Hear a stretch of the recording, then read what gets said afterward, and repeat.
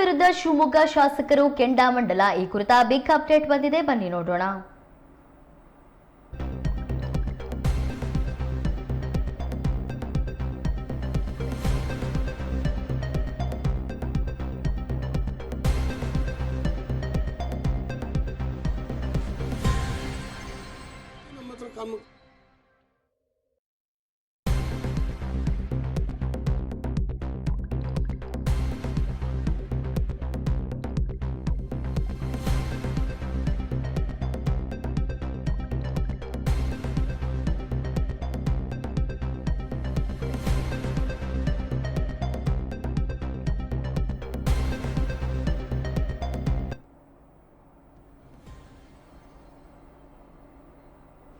ಖರ್ಗೆ ವಿರುದ್ಧ ಶಿವಮೊಗ್ಗ ಶಾಸಕರು ಕೆಂಡಾಮಂಡಲವಾಗಿದ್ದಾರೆ. ಅನುದಾನದ ವಿಚಾರಕ್ಕೆ ಮಾತಿನ ಚಕಮಕಿ ನಡೆದಿದೆ. ಪ್ರಿಯಾಂಕ್ ಖರ್ಗೆಗೆ ಪ್ರಶ್ನೆ ಮಾಡಿದ್ದಾರೆ ಆರಗ ಜ್ಞಾನೇಂದ್ರ ಚನ್ನಬಸಪ್ಪ. ಬಜೆಟ್ ಮುಂದಿಟ್ಟು ಸಚಿವ ಪ್ರಿಯಾಂಕ್ ಖರ್ಗೆಗೆ ಪ್ರಶ್ನೆ ಮಾಡಿದ್ದಾರೆ. ಹಳೆ ಅನುದಾನ ಬಿಡುಗಡೆ ಮಾಡುವಂತೆ ಪಟ್ಟು ಹಿಡಿದು ಕೂತಿದ್ದಾರೆ ಶಾಸಕರು. ಶಿವಮೊಗ್ಗದ ಅಭಿವೃದ್ಧಿಯ ಅನುದಾನದ ವಿಚಾರಕ್ಕೆ ಬಜೆಟ್ ಕಲಾಪದಲ್ಲಿ ಶಿವಮೊಗ್ಗ ಹಾಗೂ ತೀರ್ಥಹಳ್ಳಿ ಶಾಸಕ ಸಚಿವ ಪ್ರಿಯಾಂಕ್ ಖರ್ಗೆ ವಿರುದ್ಧ ವಾಗ್ದಾಳಿ ನಡೆಸಿದ್ದಾರೆ. ಶಿವಮೊಗ್ಗ ಶಾಸಕ ಎಸ್ಎನ್ ಚನ್ನಬಸಪ್ಪ ಇನ್ನೂ ಬಿಡುಗಡೆಯಾಗಬೇಕಾದ ಅನುದಾನದ ಬಗ್ಗೆ ಸಭಾಪತಿಗಳ ಗಮನಕ್ಕೆ ತರ್ತಾ ಇದ್ರು. ಈ ವೇಳೆ ಸಚಿವ ಪ್ರಿಯಾಂಕ್ ಖರ್ಗೆ ಸಿಟ್ಟಿಗೆದ್ದು, ನಿಮ್ಮ ಸರ್ಕಾರದಲ್ಲೂ ನಿಧಾನವಾಗಿತ್ತು, ಆದ್ರೆ ನಾವು ನಿಧಾನಗತಿ ಮಾಡಿಲ್ಲ ಎಂದು ಉತ್ತರ ನೀಡಿದ್ರು. ಈ ವೇಳೆ ಆರಗ ಜ್ಞಾನೇಂದ್ರ ಹಾಗೂ ಚನ್ನಬಸಪ್ಪ ಐಟಿ ಬಿಟಿ ಸಚಿವ ಪ್ರಿಯಾಂಕ್ ಖರ್ಗೆ ಜೊತೆ ಮಾತಿನ ಚಕಮಕಿ ನಡೆಸಿದ್ದಾರೆ. ಕಾಮಗಾರಿ ತಗೊಂಡಿದ್ದೀನಿ. ಇದೆಲ್ಲ ಶಾಸಕರಿಗೂ ಇದೆ. ದಯವಿಟ್ಟು ಪಾಟೀಲ್ ದಯವಿಟ್ಟು ನೋಡಿ ಇದು ಏನಾಗಿದೆ ಅಂತ ಹೇಳಿ. ಇಲ್ಲ ಅಧ್ಯಕ್ಷರೇ, ಹಾಗಾಗ್ಲಿಕ್ಕೆ ಸಾಧ್ಯ ಇಲ್ಲ. ಯಾಕಂದ್ರೆ ನಿಮ್ಗೆ ನಮ್ಮ ಶಿವಮೊಗ್ಗ ಜಿಲ್ಲೆನಲ್ಲಿ ಲ್ಯಾಂಡ್ ಆರ್ಮಿ ಅವರು ಇವರು ಕೆಲಸ ನಿಲ್ಸಿದ್ದಾರೆ ಸರ್. ಕಾಂಟ್ರಾಕ್ಟರ್ಗೆ ಹೇಳಿದ್ದಾರೆ ನಿಲ್ಸು, ಸ್ವಲ್ಪ ಯಾಕೋ ತೊಂದರೆ ಆಗ್ತಾ ಇದೆ. ಸಭಾಧ್ಯಕ್ಷರ ಆಗ್ಲಿಕ್ಕೆ ಸಾಧ್ಯ ಇಲ್ಲ. ಆದ್ರೂ ಕೂಡ ಅದನ್ನ ಅವ್ರು ಹೇಳ್ತಾ ಇದಾರೆ ಅಂತ ಹಿರಿಯ ಸದಸ್ಯರು ವೆರಿಫಿಕೇಶನ್ ಮಾಡಿ. ಇಲ್ಲ, ಅದು ಸ್ಪೀಡ್ ಆಗಿದೆ. ನಮಗೆಲ್ಲ ಜೆಡ್ಪಿಗೆ PWDಗೆಲ್ಲ ಹಣ 3 ಕೋಟಿ ರೂಪಾಯಿ ಕೊಟ್ಟಿದ್ದಾರೆ, ಸ್ಪೀಡ್ ಮಾಡಿ ಅಂತ ಹೇಳಿದ್ದಾರೆ. ಎವ್ರಿ ಅಲ್ಲ, ನಿಮ್ಮಲ್ಲಿ ಗೊತ್ತಿಲ್ಲ, ನಮ್ಮಲ್ಲಂತೂ ಸ್ಪೀಡ್ ಇದೆ. ಅದು ಬಹಳ ಉದಾಹರಣೆ ಕೊಡ್ತೀನಿ ಮಾನ್ಯ ಅಧ್ಯಕ್ಷರೇ, ಹೇಗೆ ಸರ್ಕಾರ ನಡ್ಕೊಳ್ತಿದೆ ಅಂತ. ಈಗ ಹೊಸದಾಗಿ ಹಣ ಕೊಡೋದು ಬೇಡ, ಹಾಳಾಗೋಗ್ಲಿ. ಈ ಹಿಂದೆ ಮಹಾನಗರ ಪಾಲಿಕೆಗೆ ಹಣವನ್ನ ಖರ್ಚು ಮಾಡಿ ಅಂತೇಳಿ ಹಣ ಕೊಟ್ಟಿದ್ರಿ ನೀವು. SFC ಗ್ರಾಂಟ್ ಕೊಟ್ರಿ, ಮಹಾತ್ಮ ಗಾಂಧಿ ನಗರೋತ್ಥಾನ ಕೊಟ್ರಿ. ಎಷ್ಟು ವರ್ಷದಿಂದ ಬಿಲ್ ಬಾಕಿ ಇದೆ ಕೊಡಿ ಅಂತ ಕೇಳಿದ್ರೆ ಇನ್ನೂ ಕೊಡ್ತಾ ಇಲ್ಲ. ಕಾಂಟ್ರಾಕ್ಟ್ದಾರ ಬಂದು ಕೆಲಸ ಮಾಡಲಿಕ್ಕೆ ತಯಾರಿಲ್ಲ. ಇವತ್ತು ಇಟ್ಟು ಉದಾಹರಣೆ ನನ್ನ ಹತ್ರ ಇದೆ. ನಾವು ಯಾವುದನ್ನು ಕೂಡ ಕದ್ದು ಮುಚ್ಚಿ ಹೇಳ್ತಾನೆ ಇಲ್ಲ. ಮಹಾನಗರ ಪಾಲಿಕೆಯಿಂದ ಯುಡಿಗೆ ಎಷ್ಟು ಬಾರಿ ಪತ್ರಗಳು ಬಂದಿದೆ? 18 ಕಾಮಗಾರಿಗಳಿಗೆ ಸಂಬಂಧಪಟ್ಟಂತೆ 9,64,00,000 ಕೊಡಬೇಕು ಅಂತ ಕಳಿಸ್ಕೊಟ್ಟಿದ್ದಾರೆ, ಕೊಟ್ಟಿಲ್ಲ. 15 ಹಣಕಾಸು ಆಯೋಗಕ್ಕೆ ಸಂಬಂಧಪಟ್ಟಂತೆ 45 ಕೋಟಿ ಕೊಡಬೇಕು, ಕೊಡಲಿಲ್ಲ. ಮಹಾತ್ಮ ಗಾಂಧಿ ನಗರೋತ್ಥಾನದ್ದು ಹೋದ ಬಾರಿದು ಹೇಳ್ತಾ ಇದ್ದೀನಿ, ಈ ಬಾರಿದು ಬಿಡಿ ಕನಸು.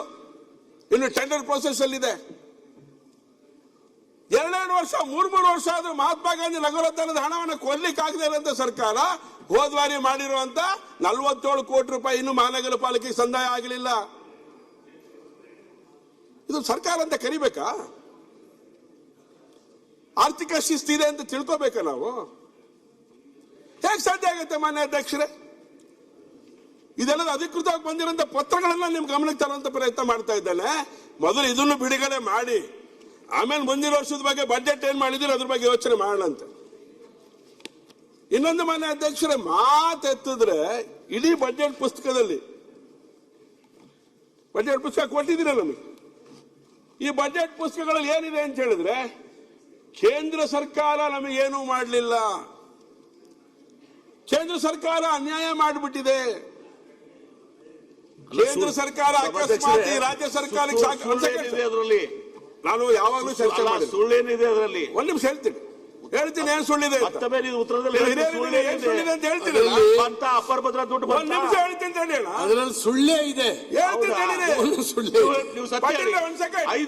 ಅಪ್ಪರ್ ಭದ್ರಾಗ 5,300 ಕೋಟಿ ರೂಪಾಯಿ ನೀವು ಸರ್ ಬೇರೆ ಬೇರೆ ಕೊಟ್ಟಿಲ್ಲ. ಯುಸಿ ಕೊಟ್ಟಿಲ್ಲ ನೀವು ಇನ್ನು. ಆಮೇಲೆ 14 ನಿಮ್ಮ ನರೇಂದ್ರ ಮೋದಿ ಅವರು ಬರೋಕ್ಕಿಂತ ಮುಂಚೆ ಎಷ್ಟು ಕೋಟಿ ಸಾಲ ಮನೆ ಇತ್ತು? ಅಧ್ಯಕ್ಷರೇ, ನರೇಂದ್ರ ಮೋದಿ ಬಂದಾಗ ಎಷ್ಟು ಕೋಟಿ ಸಾಲ? ಬೇರೆಯವ್ರು ಮಾತಾಡಬೇಕು, ಯಾವತ್ತೂ ಮಾತಾಡಿ ಸಾಲ ಮಾಡಿ ಅಭಿವೃದ್ಧಿಗೆ ಹಾಕಿದ್ದಾರೆ. ಹೌದಾ? ನೀವು ಸಾಲ ಮಾಡಿ ಗ್ಯಾರಂಟಿ ಕೊಟ್ಟಿದ್ದೀರಿ ಅಷ್ಟೇ. ಅಭಿವೃದ್ಧಿ ಹಾಕಿದ್ದಾರೆ ಸರ್. ಅಚ್ಚೇ ದಿನ ಬಂದ್ಬಿಟ್ಟಿದಾವೆಲ್ಲ. 114 ರಫೇಲ್ ಯುದ್ಧ ವಿಮಾನಕ್ಕೆ ಆರ್ಡರ್ ಕೊಟ್ಟಿದ್ದಾರೆ. ನೀವು ಹೆಮ್ಮೆ ಪಡಬೇಕು. ಈ ರಾಷ್ಟ್ರ 114 ರಫೇಲ್ ಅಭಿವೃದ್ಧಿ ಯುದ್ಧ ವಿಮಾನಗಳು ಮನೆ ಅಧ್ಯಕ್ಷರೇ, ಅಚ್ಚೇ ದಿನ ಬಂದಿದೆ. ಇವ್ರು ಬಹಳ ಹೇಳ್ತಾ ಈ ಇದಾರಲ್ಲ. ದೇಶನ ಗಟ್ಟಿ ಮಾಡ್ಲಿಕ್ಕೆ ಏನ್ ಬೇಕೋ ನರೇಂದ್ರ ಮೋದಿ ಮಾಡಿದ್ದಾರೆ. ಅಚ್ಚೇ ದಿನ ಬಂದಿದೆ ಮೋದಿ ಅವ್ರದ್ದು. ಮಾಡಿದ್ದಾರೆ. ಎಷ್ಟು ಸಾಲ ಮಾಡಿದ್ದಾರೆ ಗೊತ್ತಾ? 50,000 ಕೋಟಿ ಲಕ್ಷ ಇದ್ದು ಸಾಲ ಮಾಡೋದನ್ನ ನಾವು ವಿರೋಧಿಸ್ತಿಲ್ಲ ಸರ್. ಸಾಲ ಮಾಡಿದ್ದನ್ನು ಎಲ್ಲಿಗೆ ಹಾಕ್ತೀವಿ ಅನ್ನುವಂಥದ್ದು ಹಂಗೆ ಇದ್ದವ್ರು ಸಂರಕ್ಷಣೆ ಮಾಡ್ಕೋಬೇಡಿ. ನನ್ನ ಹತ್ರ ಮಾಹಿತಿ ಇದೆ ಇಲ್ಲಿ. ಹಂಗೆ ಇದ್ದವ್ರು ಸಂರಕ್ಷಣೆ ಮಾಡ್ಕೋಬೇಡಿ ನೀವು. ನನ್ನ ಹತ್ರ ಮಾಹಿತಿ ಇದೆ, ಹೇಳ್ತಾ ಇದ್ದೇನೆ. ನರೇಂದ್ರ ಮೋದಿ ಅವರು ನರೇಂದ್ರ ಮೋದಿ ನೀವು ಹೇಳ್ತೀನಿ ಕೇಳಿ. ನರೇಂದ್ರ ಮೋದಿ ಸರ್ಕಾರ ರಾಜ್ಯ ಸರ್ಕಾರಕ್ಕೆ ಹಣ ಬಿಡುಗಡೆ ಮಾಡದು ಹೋಗಿದ್ರೆ ಎಲ್ಲರೂ ಸೇರಿ ಭಿಕ್ಷಾ ಪತ್ರ ಇಟ್ಕೊಂಡು ನಾಗರಿಕರದ್ದು ಹೋಗ್ಬೇಕಾಗಿತ್ತು. ಆ ಸ್ಥಿತಿ ನಿರ್ಮಾಣ ಮಾಡಿದಿರಿ ನೀವು. ಏನೋ ಮೋದಿ ಇದ್ದಾರೆ, ಹೇಳ್ಬಿಟ್ಟಿದ್ದೀರಿ ಅಂತ ಹೇಳ್ತೇನೆ ನಾನು. ಬಂದ್ಮೇಲೆ ಎಷ್ಟು ಸಾಲ ಮಾಡಿದಾರೆ ಹೇಳ್ಬಿಡಿ. 14ನೇ ಫೈನಾನ್ಸ್, 15ನೇ ಫೈನಾನ್ಸ್, 16ನೇ ಫೈನಾನ್ಸ್ ಎಷ್ಟು ವ್ಯತ್ಯಾಸ ಆಗಿದೆ ಹೇಳ್ಬಿಡಿ. ಸಮಾಧಾನವಾಗಿ ದಯವಿಟ್ಟು ಕೂತ್ಕೊಳ್ಳಿ, ಸಮಾಧಾನ ಕೂತ್ಕೊಳ್ಳಿ. ಕೇಂದ್ರ ಸರ್ಕಾರದಿಂದ ಬಂದಂತ ಹಣಕಾಸಿನ ಬಗ್ಗೆ ಒಂದು ಡಿಬೇಟ್ ಅನ್ನ ನೀವು ಏರ್ಪಡಿಸಿ. ನಾವು ದಾಖಲಾಗಳು ಒಟ್ಟಿಗೆ ನಮ್ಮ ಮುಖ್ಯಮಂತ್ರಿಗಳು ಬಜೆಟ್ ಪುಸ್ತಕ ಹಾಕಿದಾರೆ. ಸುಮ್ನೆ ಬಜೆಟ್ ಪುಸ್ತಕ ಪ್ರಿಂಟ್ ಮಾಡ್ತೀವ? ಸುಮ್ನೆ ಮಾಡಿದ್ದು ಈ ತರ ಬಿಬಿಜಿ ರಾಮ್ಜಿಗೆ ದುಡ್ಡು ಎಲ್ಲಿ ಇಟ್ಟಿದ್ದೀರಿ ಹೇಳಿ. ಪುಸ್ತಕ ಹಾಕಿ ಅಂದ್ರೆ ಬಿಬಿಜಿ ರಾಮ್ಜಿಗೆ ದುಡ್ಡು ಎಲ್ಲಿ ಇಟ್ಟಿದ್ದೀರಿ ಹೇಳಿ. ಅದ್ರಲ್ಲಿ ಎಲ್ಲಿದೆ?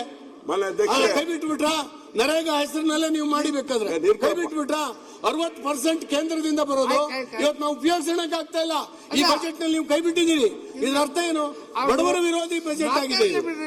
ಅಧ್ಯಕ್ಷರೇ, ಸ್ವಲ್ಪ ಸಮಾಧಾನವಾಗಿ ನಾನು ಆರಾಮಾಗಿದ್ದೀನಿ.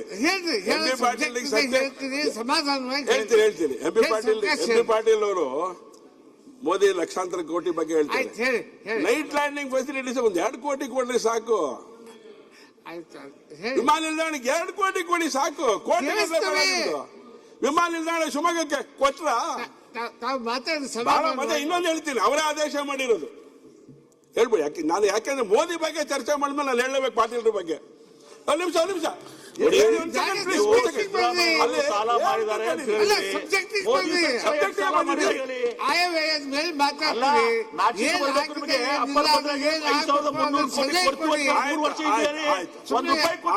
ನಮಗೇನು ನಾಚಿಕೆ ಮಾನ ಮರ್ಯಾದೆ ಏನಿಲ್ಲ.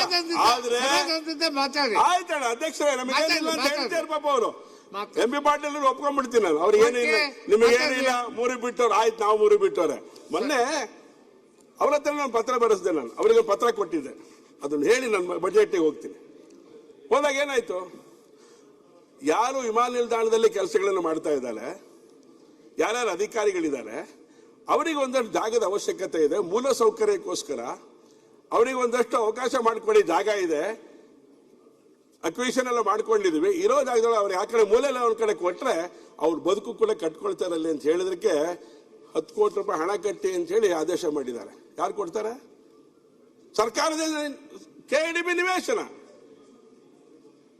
10 ಕೋಟಿ ರೂಪಾಯಿ ಕೊಡಿ ಅಂತ ಕೇಳಿ ಬರೀತಾರೆ ಅಂತ ಹೇಳಿದ್ರೆ ಇದಕ್ಕೆ ಸರ್ಕಾರ ಅಂತ ಕರಿಬೇಕಾ? ನಾವು ಮನೆ ಸರ್ಕಾರ ಅಂತ ಕರಿಬೇಕಾ? ಮಾಹಿತಿ ಕೊರತೆಯಿಂದ ಮಾತಾಡಿದ್ರೆ ಅದು ತಪ್ಪಾಗುತ್ತೆ. ಮಾಹಿತಿ ಕೊರತೆ ನೀವು ಕೊಟ್ಟಿರೋ ಪತ್ರ ಸನ್ಮಾನ್ಯ ಸಭಾಧ್ಯಕ್ಷರೇ, KDP ಅನ್ನೋದು ಅದು ಒಂದು ನೋ ಲಾಸ್ ನೋ ಪ್ರಾಫಿಟ್ ಸಂಸ್ಥೆ ಸರ್. ನಾವು ರೈತರಿಗೆ ಕಾಂಪೆನ್ಸೇಷನ್ ಕೊಟ್ಟಿದ್ದೀರಿ. ನೀವು ಮಾಡ್ತೀವಿ. ರೈತರಿಗೆ ಕಾಂಪೆನ್ಸೇಷನ್ ಕೊಡಲಾರ್ದೆ ರೈತರಿಗೆ ಕಾಂಪೆನ್ಸೇಷನ್ ಮಂತ್ರಿಗಳು ಮಾತಾಡಿ ಸುಮ್ಮನೆ ಹೇಳಿದ್ರೆ ಮಂತ್ರಿಗಳು ಕೇಳಕ್ಕಾಗತ್ತ? ನಾನು ಸುಮ್ಮನೆ ಹೇಳಿದ್ರೆ ಮಂತ್ರಿಗಳು ಹೇಳಿದ್ದೆಲ್ಲ ಕೇಳಕ್ಕಾಗಲ್ಲ ಸರ್. ಅಲ್ಲ, 2 ಲಕ್ಷ ರೂಪಾಯಿ ರೈತರಿಗೆ ಕೊಟ್ಟಿದ್ದೀವಿ. ಒಂದ್ ಸೆಕೆಂಡ್ ಸರ್, ಅಕ್ವಿಷನ್ ಮಾಡ್ಕೊಂಡ್ವಿ. ರೈತರಿಗೆ ಎಷ್ಟು ಕೊಟ್ವಿ? ಎಕರೆಗೆ 2 ಲಕ್ಷ ಬಿಡಿಸ್ಕೊಂಡಿದ್ದು. ಈಗ ನೀವು ಎಷ್ಟು ಕೇಳ್ತಾ ಇದ್ದೀರಿ? ಫ್ರೀ ಕೊಡ್ಬೇಕಲ್ವಾ? ಫ್ರೀ ಕೊಡ್ಬೇಕಲ್ಲ ನೀವು? ಕೊಡಿ. ದುಡ್ಡು ಕಟ್ರಿ ಅಂತ ಸಭಾಧ್ಯಕ್ಷರೇ, ದುಡ್ಡು ಕಟ್ರಿ ಅಂತೇಳಿ ಆ ಸಭಾಧ್ಯಕ್ಷರೇ, ಇಲಾಖೆಗಳು ಅವರ ಇಲಾಖೆ ದುಡ್ಡಿದ್ಯಾ? ಈ ತಿಳ್ಕೊಳ್ಳಾರ್ದೆ ಮಾತಾಡಿ ಆ ಇಲಾಖೆ ದುಡ್ಡಿದೆ ಹೇಳಿ. ಈಗ ಭೂ ಪರಿಹಾರ ಯಾವ ರೀತಿ ಕೊಡ್ತಾರೆ? ಕೇಂದ್ರ ಸರ್ಕಾರ ಕೊಡದೆ ಹೋಗಿದ್ರೆ ಭಿಕ್ಷೆ ಬಿಡುವಂತ ಸ್ಥಿತಿ ಈ ಸಿದ್ದರಾಮಯ್ಯನವರು ಬಜೆಟ್ ಮಾಡ್ಬಿಡ್ತಿತ್ತು ನಮಗೆ ಅಂತ ಹೇಳಿ.